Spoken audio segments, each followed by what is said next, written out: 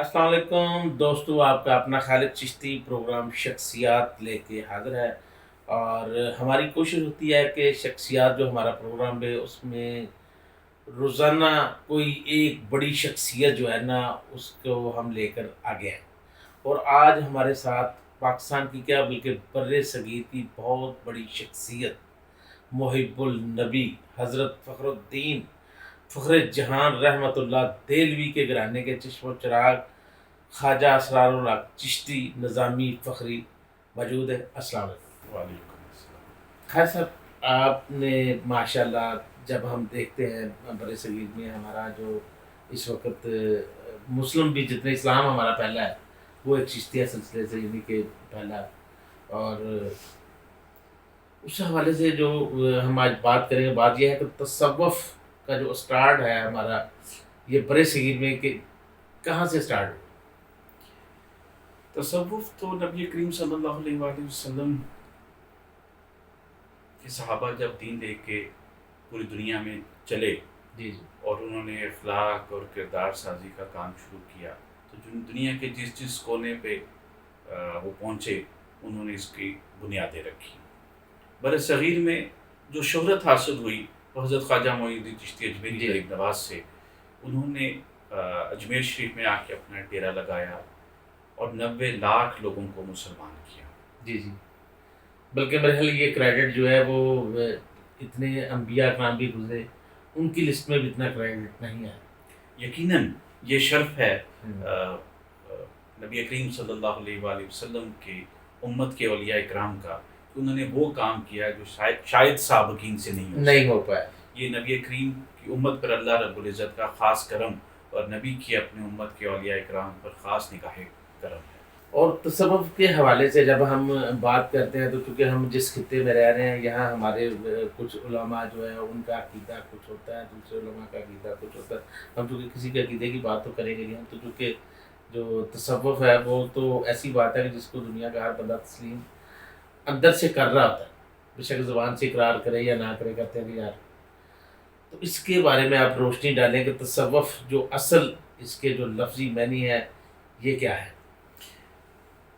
یہ تو اس وقت بہت ساری اس کی تشریحات بزرگان دین نے کی ہیں، لیکن جو مختصر ترین اگر آپ کو پیش کروں جی کہ تصوف کیا ہے، تو اس کو یوں سمجھے کہ ایک حدیث مبارکہ ہے۔ نبی کریم صلی اللہ علیہ وآلہ وسلم تشریف فرما تھے، صحابہ اکرام رضوان اللہ اجمعین میں سے بہت سارے صحابی ساتھ تشریف فرما تھے۔ تو ایک صاحب اس مجلس میں داخل ہوتے ہیں، ان کے کپڑے بڑے اجلے ہیں اور مدینہ منورہ کے لوگ انہیں پہچانتے نہیں اور ان پر کوئی آثار نہیں ہے کہ وہ کوئی سفر کر کے آئیں۔ جی وہ آ کے نبی کریم صلی اللہ علیہ وآلہ وسلم کے قریب بیٹھ جاتے ہیں اور ان سے سوال کرتے ہیں۔ ان سوالوں میں سے ایک سوال انہوں نے یہ کیا کہ بتائیے کہ احسان کیا ہے؟ احسان کیا؟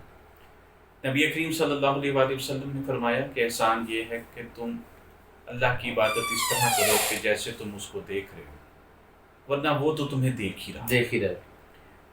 یہیں سے تصوف کا راستہ اور راز سارے کھل جاتے ہیں۔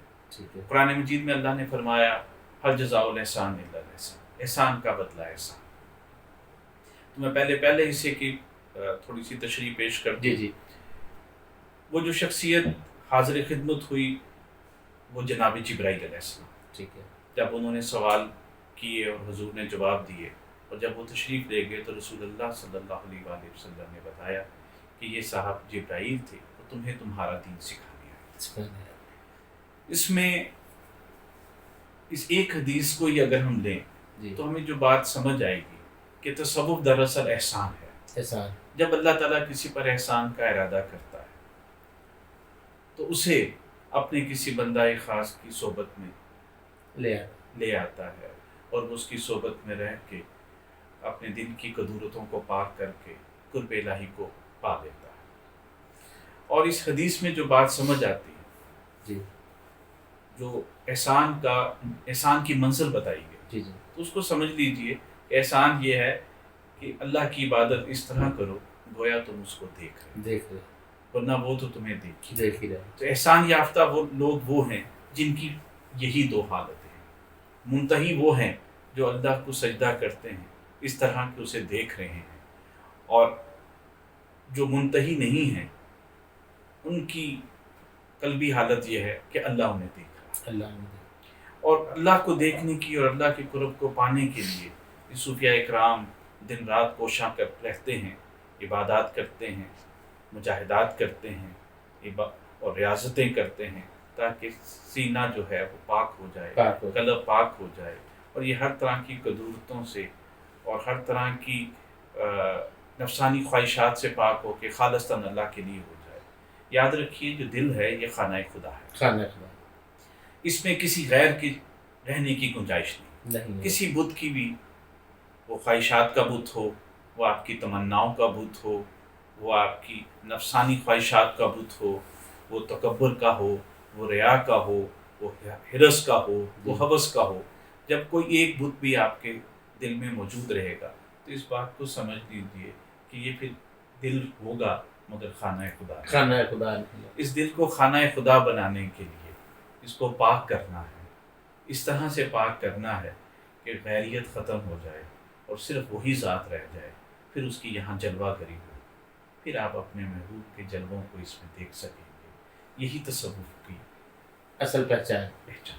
خیر صاحب، آج ہم دیکھتے ہیں اپنے برے صغیر کی طرف، جب ہم یورپ کی طرف دیکھتے ہیں، چونکہ وہاں کے حالات و واقعات ہمارے حالات و واقعات جو ہیں ہمارے ہاں، یعنی کہ مذہب ایک بہت اچھی چیز ہے، کیونکہ وہ لوگ جو ہیں اس کو پریکٹیکل کر کے لوگوں کی خدمت کر رہے ہیں، اور ہمارے خطے میں آج جو یعنی کہ ہمارا آج کا مسلمان ہے وہ مختلف جگہ پہ بھٹک رہا ہے۔ اس کی کیا وجہ ہے؟ اب اس کی جو بنیادی وجہ ہے کہ ہم لوگ ظاہر داری کی طرف بڑھ گئے، جی، اور ہماری زندگیوں سے اخلاص ختم ہو گیا۔ جب تک ہماری زندگی میں اخلاص رہے گا، اللہ کے ساتھ اخلاص رہے گا، لوگوں کی خدمت کرنے کے لیے اخلاص رہے گا، بھلائی کے لیے اخلاص رہے گا، تب تک ہم اپنی منزل کی طرف رواں ہیں۔ جمال ہے۔ لیکن حقیقت یہ ہے کہ اس وقت جو تصوف کی بھی روح ہے وہ جی اخلاص ہے، جی جی، ہم اس سے دور ہو گئے۔ دور ہو ہم نے قرآن مجید میں اللہ نے فرمایا کہ اور وہ لوگ جنہوں نے اپنی خواہشات کو اپنا معبود بنا لیا، جی، ہم نے اپنی تمناؤں اور اپنی خواہشات کو اپنا معبود بنا لیا۔ یہ وہ وقت ہے جس میں اگر آپ دیکھیں بطور خاص مسلمانوں آپ کو عابد بہت ملیں گے، جی، تسبیحات کرنے والے بہت ملیں گے، لیکن عبد نہیں ملے گا، اب نہیں ملے گا۔ اس کی ماننے والا کوئی۔ اللہ سے ماننے والے بہت ملیں گے، اللہ کی ماننے والے کم ہیں۔ یہ مختصر ترین ہے۔ صوفی وہ ہے جو اللہ کی مانتا صوفی وہ ہے جو اللہ کی ہے، مانتا اللہ ہے، کی مانتا ہے۔ اور انسان وہ ہے جو کہتا ہے کہ بس یا اللہ پاک میرے لیے یہ کر دے، یا اللہ پاک میرے لیے یہ کر دے، اللہ کے وہ اللہ کے لیے تو عبادت کر ہی نہیں رہا تھا، وہ کر رہا تھا کہ وہ یار اپنی مجھے تمناؤں اور خواہشات کی تمنا- عبادت کرتا ہے۔ یہ اس وقت جسم و روح کی جنگ شروع ہو گئی۔ جی اس وقت اہل یورپ یا جنہیں ہم ویسٹرن کلچر کہتے جی ہیں، جی، وہ لوگ مادہ پرستی کے لوگ ہیں، اور اسلام روح کی اور اطاعت اللہ اور اطاعت رسول کی بات جی جی، کرتا ہے۔ رسول اللہ صلی اللہ علیہ وآلہ وسلم نے جب اسلام کی تربیت فرمائی جی جی، تو انہوں نے ہمارے اندر اور قلب میں مادیت پرستی کو ختم کیا۔ ختم کیا۔ آج مادیت پرستی عام ہے۔ اس اور کی اس اس کی وقت کیا وجہ ہے کامیاب، کہ یعنی کہ ہمارے اس خطے میں مادیت پرستی جو ہے وہ زیادہ کیوں؟ اس کی وجہ یہ ہے کہ خانقاہیں جی، ایک پلاننگ کے تحت ختم کی گئی۔ ختم کی۔ جس وقت برے صغیر میں انگریز آئے، انہوں نے دیکھا کہ یہ خطہ، اس پر کون سی قوم راج کرتی ہے، ہاں، بڑے سکون سے چل رہا ہے، اور پرامن خطہ ہے۔ تو انہیں دیکھا کہ یہ اسلام کی جو بنیادیں ہیں برے صغیر میں، اس کی باغ دوڑ صوفیہ اکرام کے صوفیہ ہاتھ۔ اکرام کے ہاتھ میں۔ انہوں نے ان کو بدنام کرنا اور ان کی خانقاہوں کو خراب کرنا اور ان کو تعلیم سے دور کرنے کے لیے بہت ساری پلاننگز کی۔ جی پاکستان بننے کے بعد، اور بلکہ پاکستان بننے سے پہلے بھی 1857 میں بھی جب انہوں نے پورے برِ صغیر پہ قبضہ کیا، تو آپ کو جو بنیادی چیزیں نظر آئیں گی، جو موومنٹس انہوں نے چلائیں جی، وہ خانقاہوں کے خلاف تھا، اور جن موومنٹس نے پاکستان بنایا وہی خانقاہی لوگ تھے۔ خان کا ہی لوگ تھے۔ انہی لوگوں نے پھر مجتمع ہو کے ایک آزاد ریاست کو کے لیے کام کیا، جس میں اس خانقاہی نظام کی دوبارہ سے رواج کیا جائے اور اس کو جاری رکھا جائے۔ کیونکہ دیکھیں نا، حالانکہ ہمارا جو خطہ ہے اس میں ہم جتنے بھی اس وقت جو مسلمان دیکھتے ہیں وہ تو خواجہ معین الدین چشتی سرکار جو ہے ان کی بدولت دیکھتے ہیں ہم، ایک صوفیزم کے حوالے سے ہمارے خطے کو ایک اچھے مسلمان ملے. تو وہی یعنی کہ انگریز کلچر جو آیا انہوں نے ان کو آہستہ آہستہ آہستہ اپنے آپ سے جدا کر کے انہوں نے اپنے کلچر کی طرف دھکیلنا شروع کر دیا. یقیناً اب ہمارے پاس ایسا کوئی راستہ ہے کہ ہم دوبارہ جو ہے وہ ہمارے جو وہ لوگ جو کہتے ہیں کہ پتہ نہیں کیا ہو جائے گا کیا ہے. اصل انسان یہ 5 عناصر کا بنا ہوا ہے، اس نے یہ وجود چھوڑنا ہے، اللہ کے ہاں پیش ہونا ہے اس نے، تو یہ کیسے اپنے آپ کو ریکور کر سکتے یہ تو بہت آسان سا ہیں؟ تو صراط المستقیم جو ہے وہ تو آسان سا طریقہ ہے. جی ایک زیادہ آسان بتا دیتا ہوں، ایک تھوڑا سا ڈیٹیل سے بتا جی دیتا ہوں. حضرت رابعہ بصریہ رحمۃ اللہ علیہ سے پوچھا گیا کہ آپ نے قرب خدا کو کیسے پایا؟ آپ نے فرمایا کہ میں نے پہلا قدم ترک دنیا پہ رکھا، دوسرا ترک عقبہ پہ، تیسرے قدم میں قرب الہی میں تھی. جب تک ہم اس بات کو سمجھیں گے نہیں کہ یہ کیا ہے. آج شہروں میں بستیوں میں حقوق کی لڑائیاں ہو رہی ہیں، جی جلسے ہوتے ہیں، جلوس نکلتے ہیں، یہ سب حقوق مانگتے ہیں. اگر جس انداز سے میں آپ کو عرض کرنا چاہ رہا ہوں، جی جی ہم سے پہلے والوں کی جو تربیت تھی وہ جی حقوق دینے کی. دینے کی سب سے بڑا بنیادی مسئلہ ہے کہ اس وقت حقوق لینے کی بات ہو رہی ہے، ٹھیک. حقوق دینے کی بات نہیں ہو رہی. مرد آتا اس میں ہماری ریاست جو ہے وہ کہیں نہ کہیں غیر ذمہ داری کا مظاہرہ کر رہی ہے کہ یا ہماری جو پبلک ہے وہ غیر ذمہ داری کا مظاہرہ کر سب سے پہلے ہمیں یہ اس ابلاغ کی ضرورت رہی ہے. ہے کہ جس وقت آپ اسلام کو پڑھتے ہیں جی تو اسلام شوہر کو بتاتا ہے بیوی کے حقوق، حقوق کیا. بیوی کو بتاتا ہے شوہر کے حقوق، جی بیٹے کو بتاتا ہے باپ کے حقوق، باپ کو بتاتا ہے بیٹے کے حقوق. بیٹے کو اس طرح خاندان بنتے ہیں اور معاشرہ بنتا ہے. اس وقت حقوق دینے کے لیے کوئی راضی نہیں ہے، حقوق لینے کے لیے ہر کوئی جلوس نکالتا ہے، جلوس ہر نکال. کوئی بات کر رہا ہے. اگر اسے کہیں کہ بھائی تمہارا میرا ایک رشتہ ہے، اس میں کچھ حق میرے تم پر ہیں ہاں اور بالکل. کچھ حق تمہارے مجھ پر ہیں، تم اپنے حق ادا کرو اور میں میں اپنے حق ادا کروں گا تو میرا خیال ہے یہ معاشرہ سمجھ. معاشرہ بالکل سمجھ سکتا ہے. بالکل. لیکن اگر ہم نے یہ رکھا کہ میرے حق دو اور تمہارے حقوق نہیں ہیں اور چھیننے کی بات ہوگی تو معاشرہ خلف شار کا شکار ہو جائے، ہاں پھر خون ریزی بھی ہوگی، پھر کافی معاملات ڈسٹرب بھی ہوں گے، سماج بگڑ جائے. بگڑ جائے. تو جو بنیاد ہے، جو ہماری تربیت ہے اسلامی اور خاص طور پہ صوفیانہ تربیت، وہ حق دینے کی ہے، حق لینے کی حق نہیں. لینے کی نہیں ہے. حضور غریب نواز تشریف لائے، حضور بابا فرید الدین گنج شکر رحمۃ اللہ علیہ تشریف لائے، خواجہ قطب پاک تشریف لائے، حضور محبوب الہی تشریف لائے، حضرت خواجہ نصیر الدین چراغ دہلوی، میں بڑے نام لے رہا ہوں، اور مولانا فخر پاک. ان سب نے جو تربیت دی ہے اپنے حلقے کو، وہ حق دینے کی ہے، اور اپنے حق لیتے ہوئے انہوں نے برداشت کرنے کی تربیت دی کہ جب تمہیں کوئی حق نہ دے تو تم صبر کرو. حضور نے فرمایا کہ کوئی شخص تمہارا مقروض ہے، اگر تم اس کو وقت دیتے ہو تو یہ صدقہ ہے، صدقہ ہے.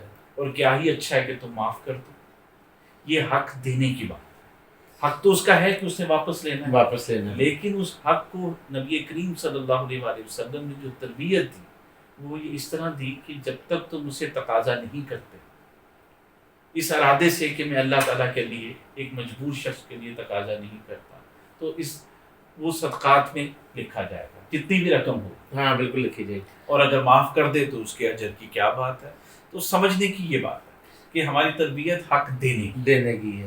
اسی لیے ہی یعنی کہ دیکھیں آپ صوفیہ اکرام کے جتنے مدار آتا ہے، یعنی صوفی جتنے بھی ہیں وہ جب اس وجود میں ہوتے ہیں تب بھی ان کی رسپیکٹ ہو رہی ہوتی ہے، جب وہ اس وجود میں نہیں ہوتے تو تب بھی ان کی رسپیکٹ اس سے زیادہ ہو رہی ہوتی ہے. میں نے ابھی آپ چراغ دہلوی کی بات کر رہے تھے سرکار، میں وہاں پہ اگر آپ کا جانا ہوا، آپ گئے ہیں چراغ دہلوی جانا ہوا نا، آپ دیکھیں گے ان کے ساتھ ہی ایک ٹوم بنا ہوا ہے لودھی بادشاہ کا.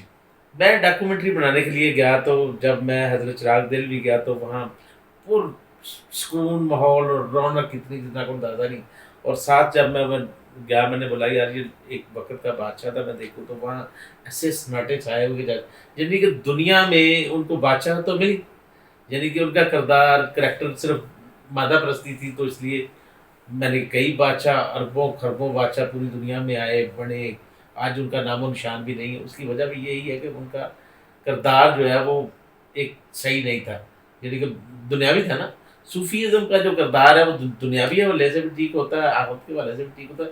اسی لیے ہی ہماری صوفیزم پوری دنیا میں جہاں بھی ہے وہ اس وجود میں رہ کر بھی بہت بہتر ہے, اور اس وجود میں نہ رہ کر بھی بہت بہتر اس لیے کہ وہ دنیا والوں سے دنیا کے تعلق نہیں ہے.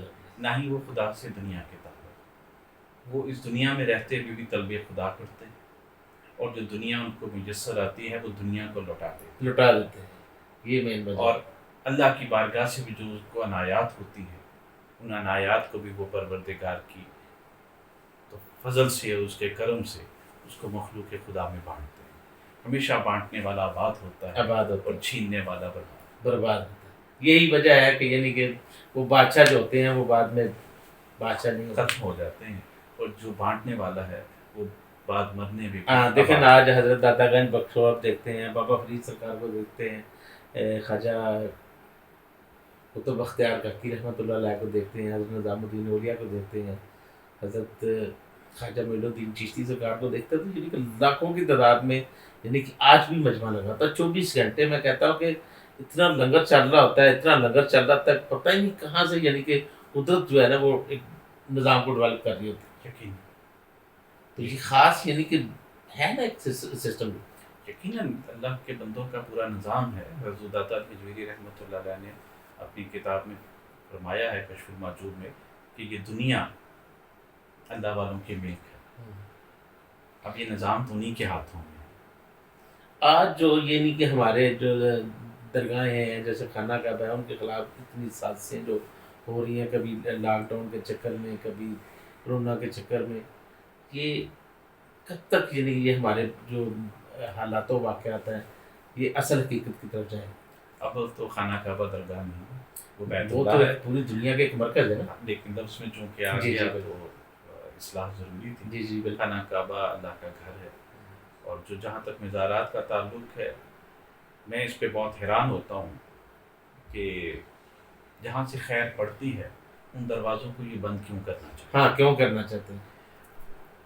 اور میں اس پہ میری یہی ایک ہے کہ شاید کہ وہ طبقہ جو اغیار کا ہے, میں جی جی کسی بھی پاکستان میں اور دنیا مسلمانوں کے کسی طبقے کی بات نہیں, جی وہ طبقہ جو اغیار کا ہے, وہ جو جانتے ہیں کہ یہ خیر کے دروازے ہیں, انہیں بند کیا تو شاید یہ امت کمزور پڑ جائے. کمزور پڑ. لیکن الحمدللہ امت محمدیہ کی نسبت اللہ رب العزت نے اپنے محبوب سے اس طرح جوڑی ہے کہ سب کے ہوتے ہوئے بھی وہ کمزور نہیں پڑ سکتے. ان کا ایمان راسخ ہے اور وہ اپنی نسبتوں کے ساتھ جڑے ہوئے.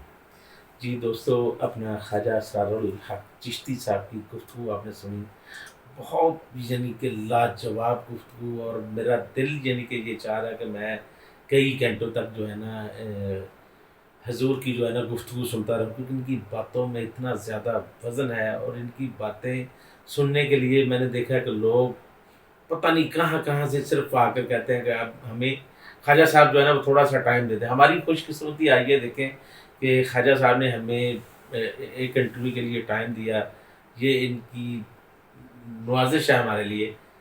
تو خواجہ صاحب ہمارے جو جتنے بھی لوگ اس وقت دیکھ رہے ہیں ان کے لیے کوئی پیغام آپ. مختصر ترین تو میں یہی عرض کروں گا کہ اگر آپ دین اور دنیا دونوں چاہتے ہیں کہ دنیا بھی میسر آئے اور دین بھی میسر آئے, اور بہت زیادہ مشقت بھی نہ آئے, جی جی, اور معاشرہ بھی سنور جائے, جی جی, تو اپنی زندگی سے حرام کو نکال دیجیے. ہر وہ کام جو اللہ نے ہم پہ حرام کیا اس سے بچو, اور ہر وہ کام جس کو اللہ نے ہم پہ حلال کیا صرف اس کو اختیار کرو. اب اس میں جب حرام اور حلال کی بات آتی ہے, اب کچھ لوگ ایسے ہیں ان کو تو یہ تمیز بھی نہیں رہ جاتی کہ حرام ہے کیا حلال ہے کیا, کیونکہ ان کے کانوں میں پتہ نہیں کہاں کہاں سے کیسی یعنی کہ مختلف جگہ سے نالج ملا ہوتا ہے, تو ان کو اتنا نالج بھی نہیں ہوتا. ان کے لیے ایک حرام اور حلال کی یعنی کہ صاف لفظوں میں ایک تھوڑی سی بانٹ نکال دیں. ایک لفظ میں ہی بتا دیتا ہوں کہ رزق حرام نہ ہو.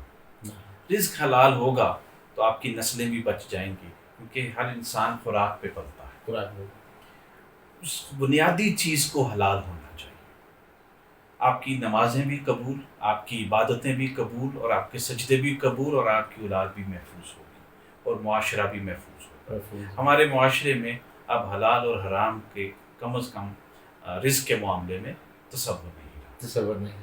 تو دودھ کا ایک 10 من کا بھی کڑایا ہو، چند قطرے حرام کے اس میں پڑ جائیں تو تو پورا ہی ناپاک سمجھا ناپاک سمجھے۔ کوئی اگر پیشاب کے قطرے ڈال دے تو اس کو کوئی نہ پیے گا۔ نہیں پیے اسی طرح ہمارے بہت سارے دوست، یہ میں معاشرتی اصلاح جی کا جی۔ آپ نے مجھے فرمایا کہ ہاں کوئی بالکل، بات کیونکہ کروں، ضروری۔ تو سارا دن محنت کرتے ہیں، چند قطرے لے لیتے ہیں جس سے سارا سارا رزق حرام کر دیتے تو اگر دوست اس پہ توجہ فرمائیں اور اس کو اس فقیر کی طرف سے میسیج سمجھیں تو میرے لیے بڑی عزت کی بات ہوگی، اور ہم سب کی نجات بھی اس میں ہے۔ فرائض کے بعد وظائف کم کریں لیکن رزق حلال رکھیں، رزق حلال رکھیں۔